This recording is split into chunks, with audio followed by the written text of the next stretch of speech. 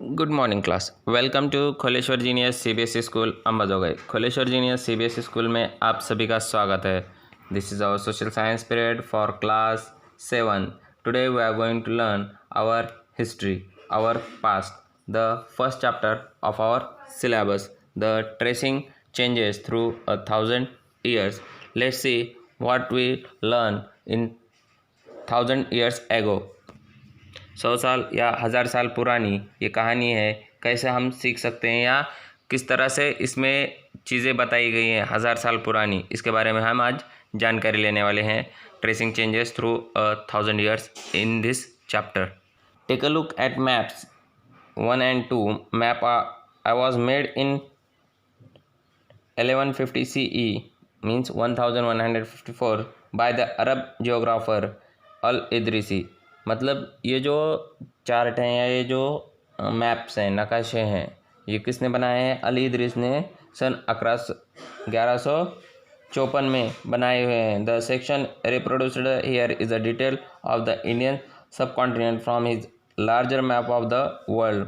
और दुनिया में सबसे बड़ा जो क्या कहते हैं उसे नक्शा है या मैप है जो अल-इदरीस ने बनाया था, उसमें इंडियन सब कॉन्टिनेंट, भारतीय उपखंड, इसके बारे में जानकारी उसने लिखी थी या उसकी जानकारी इसने इस जग दुनिया के नक्शे में दिखाई थी। Map 2 was made in the 1720s by a French cartographer. The two maps are quite different even though they are of the same area. In Al-Idris map, South India is where we would accept to find North India, and Sri Lanka is the island of the top. Place names are marked in Arabic. देखो यहाँ पर दो maps दिए हैं। एक map बनाया अल-इदरीस ने सन 1154 में, दूसरा बनाया एक French cartographer means a person who makes map, जो मैप बनाता है ऐसा इंसान, उसको क्या कहते हैं? कार्टोग्राफर, ऐसा उसे कहते हैं। उसने बनाया 1720 में। दोनों भी मैप में उन्होंने एक ही जगह बनाई है, इंडियन सब कॉन्टिनेंट, भारतीय उपखंड के या भारतीय उपमहाद्वीप के बारे में जानकारी उन्होंने लिखी है।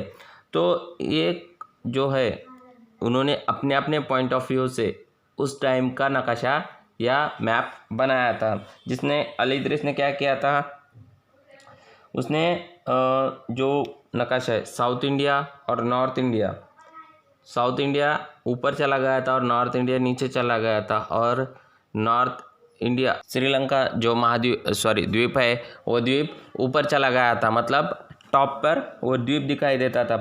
जो हम देख सकते हैं उसने क्या किया था कि अब जो एक चार्ट में आपको दिखाने जाने वाला हूँ, उसमें जो एक डॉट्स हैं वो श्रीलंका के हैं जो ऊपर दिखाई देते हैं, और इंडिया जो है साउथ इंडिया, वहाँ से इंडिया स्टार्ट होता है, ऐसा उसने दिखाया है। और ये सब नाम उन्होंने अरेबिक में मतलब उर्दू में लिखे हैं। And there are some well known names are like Kannauj, और उसने कनौज के बारे में भी जानकारी ली। इन उत्तर प्रदेश में कनौज एक ठिकान है या जगह है, वहाँ पर कि अभी की जो स्पेलिंग है वो स्पेलिंग क्या है?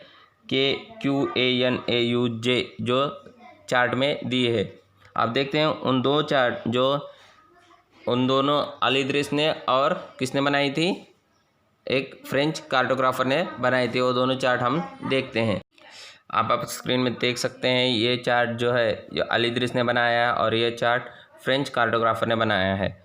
इनमें जो ऊपर का भाग है वो साउथ इंडिया और नॉर्थ इंडिया दोनों अलग अलग दिखाई दिया है। ये जो पिक्चर आ रही है अल-इदरीस की है, जो पहले जियोग्राफर थे अरब अमीरात के, और उन्होंने अरबी में ये मालूमात या जानकारी लिखी थी। अब देखते हैं आगे क्या होता है। Map 2 was made nearly 600 years after map 1, during which time information about the subcontinent has changed considerably. This map seems more familiar to us, and the coastal areas in particular are surprisingly detailed. This map was used by European sailors and merchants on their voyage.